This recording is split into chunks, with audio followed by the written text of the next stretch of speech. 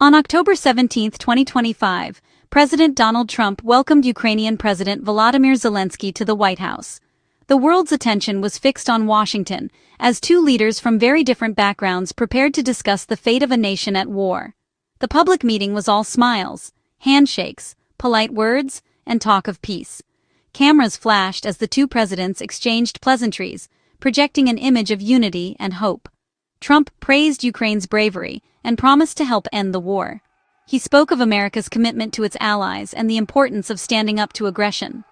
Zelensky thanked the US for its support, calling it vital for Ukraine's fight for freedom. He emphasized the sacrifices of his people and the need for continued partnership.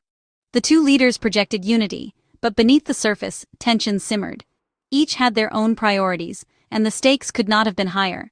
The war in Ukraine, raging since 2022, was far from over. Cities lay in ruins, and the human cost continued to mount with every passing day. Zelensky's real goal: secure more US military support, especially advanced weapons. He knew that Ukraine's survival depended on international aid and cutting-edge technology. Trump, meanwhile, was focused on making a deal to end the conflict. He wanted results that would resonate at home and abroad, and was determined to find a solution. The friendly lunch was just a prelude to tough negotiations. Behind the cordial atmosphere, both leaders prepared for difficult discussions ahead. After the cameras left, the leaders moved to a private room for real talks. The mood shifted as the doors closed and the world waited for answers. Both sides expected a difficult conversation. Unity in public, disagreement in private. The fate of Ukraine, and perhaps the balance of power in Europe, hung in the balance.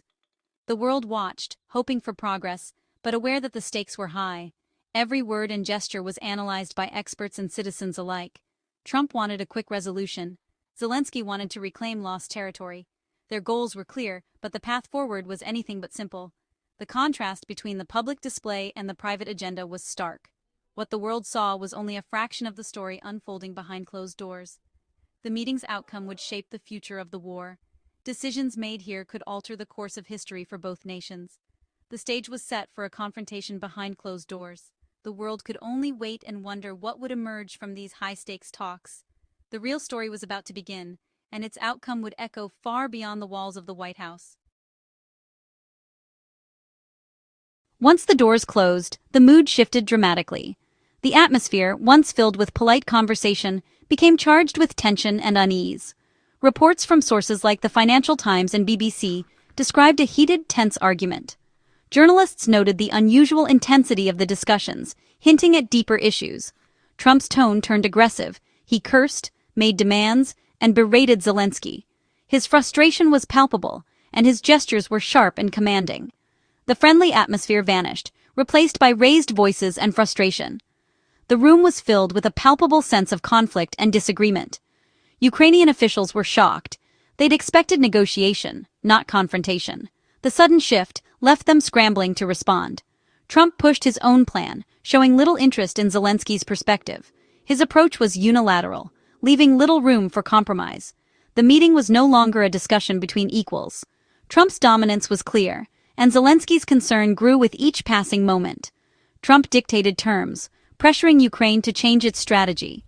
His demands were firm, leaving little room for negotiation. The private clash revealed deep divisions between the US and Ukraine. The differences in their political agendas were stark and undeniable. Zelensky faced immense pressure, fighting for his country's survival while managing alliances. The weight of his responsibilities was evident. He needed US support but couldn't accept terms that would harm Ukraine. The balancing act was delicate and fraught with risk. The contrast between the public smiles and private shouting was striking. In front of the cameras, they maintained a facade of unity. The world saw unity, but the reality was a bitter struggle over Ukraine's future. Behind closed doors, the tension was undeniable. Zelensky's position was precarious, caught between war and diplomacy. Each decision carried significant consequences for his nation. The meeting exposed the hard truth of international politics. It was a stark reminder of the complexities and challenges faced by world leaders. The stakes for Ukraine had never been higher. Every decision made in that room would shape the future of the nation. In private, Trump delivered a blunt warning Putin would destroy Ukraine if Zelensky refused Russia's terms. Trump's message was clear: accept a deal or face devastation. This wasn't advice, it was a threat, echoing Putin's own talking points. Trump's arguments matched what he'd heard from Putin just a day earlier. European officials noticed Trump had adopted Russia's view of the conflict. Publicly, Trump called the meeting cordial, but his message was unchanged: end the war now. He suggested both sides claim victory and let history decide. In interviews, Trump implied Russia had already won territory. His stance: Ukraine couldn't win a total victory and should make a deal. This put him in direct conflict with Zelensky, who refused to surrender land. Trump's warning was a push for Ukraine to accept Russia's demands. The main argument in the negotiations centered on the Donbas region, a vast and resource-rich area in eastern Ukraine that has been at the heart of conflict for years. Trump demanded that Zelensky surrender the entire Donbas to Russia. This was not a suggestion or a compromise, but a stark ultimatum that left little room for discussion. Zelensky tried to explain Ukraine's position, showing maps, highlighting the ongoing battles, and stressing the human cost of the conflict for both soldiers and civilians. But Trump dismissed these efforts outright, insisting that only a full surrender of Donbas would bring an end to the war, disregarding Ukraine's appeals. This marked a dramatic and unexpected shift. Just a month earlier, Trump had publicly stated that Ukraine could win back its land, giving hope to many. Now, he echoed Putin's demands almost word for word, undermining Ukraine's hopes and aligning himself with Russia's position. For Ukraine, giving up Donbas would mean abandoning millions of citizens and soldiers who have endured years of hardship and violence. Zelensky's leadership is built on the promise of restoring Ukraine's full territory and protecting its people, no matter the cost. Accepting Trump's demand would break that promise, shattering trust and morale across the nation. The clash was about more than just land. It was about justice, national survival, and the right of a country to determine its own future. Trump wanted a quick deal, eager to end the conflict on his terms. Zelensky, however, refused to capitulate or betray his people. The argument grew heated, exposing the deep gulf between the two leaders and the immense pressure on both sides. The future of Ukraine and the fate of millions hung in the balance as the world watched. The stakes of the negotiation could not have been higher, with the outcome set to shape the destiny of a nation. Zelensky's key request: long-range Tomahawk cruise missiles from the US. These advanced weapons could strike deep into Russian territory, shifting the war's balance. Trump refused, saying, "We need them for ourselves, too." This marked a shift in US policy, prioritizing American readiness over Ukrainian needs. The refusal was a major setback for Ukraine's military hopes. Without long-range missiles, Ukraine remained on the defensive. Zelensky tried to find hope, noting Trump hadn't said no outright. But the reality was clear: the US wouldn't provide these weapons. The decision signaled a desire to limit the conflict, not escalate it.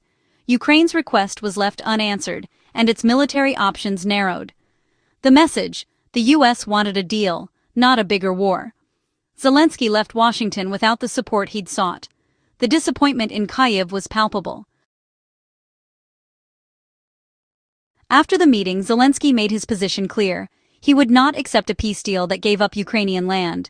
He called for a just peace, demanding Russia withdraw from all Ukrainian territory. Freezing the conflict, he argued, would only reward Russian aggression. Facing US pressure, Zelensky appealed to Europe, the G7, and the G20 for support. He urged the international community to back a peace plan based on justice, not capitulation. Ukrainian officials voiced disappointment, saying they faced pressure to make concessions, not promises of support. Anxiety grew in Kyiv as the US seemed to shift its strategy. Zelensky's stance remained firm: no trading land for a ceasefire. His call for help was a message of defiance and determination. He sought to rally allies and resist being forced into an unjust deal. The fight for Ukraine's future continued on the diplomatic front. News of the tense Trump-Zelensky meeting spread quickly, alarming European leaders. They saw Trump's arguments echoing Putin's, raising fears of a US policy shift.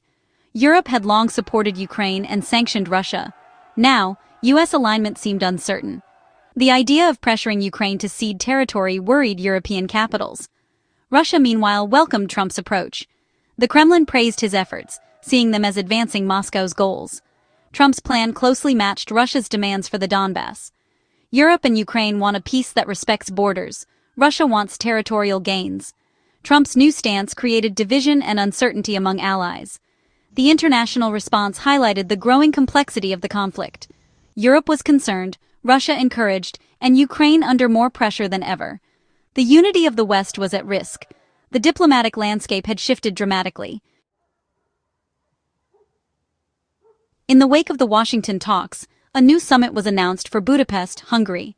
US Secretary of State Marco Rubio and Russia's Sergei Lavrov began preparations. Hungary's pro-Kremlin leader Viktor Orban would host, a controversial choice. The venue signaled talks might favor Russia's position. Zelensky said he'd attend if invited but criticized the location, fearing bias. The summit represented a new phase in diplomacy, driven by Trump's push for a deal.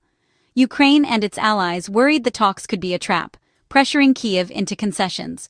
The world would watch closely as leaders gathered in Budapest. The outcome could reshape the war, or entrench divisions. Zelensky's caution reflected deep concerns about fairness. The summit's stakes were enormous for Ukraine's future. The diplomatic chessboard was being reset. The next moves would be critical. The recent events have thrown the future of the Ukraine war into uncertainty. Trump's pressure marks a major shift. America is now pushing for a settlement that includes Ukrainian concessions. This could speed up peace or complicate the conflict further. The upcoming Hungary summit is a pivotal moment. Trump's terms closely match Russia's, risking a peace seen as capitulation by Ukraine. If Ukraine feels abandoned, morale and resistance could suffer. Europe may step up support, but the battlefield will reflect these political moves. Trump's approach is controversial, favoring a quick deal over a just peace.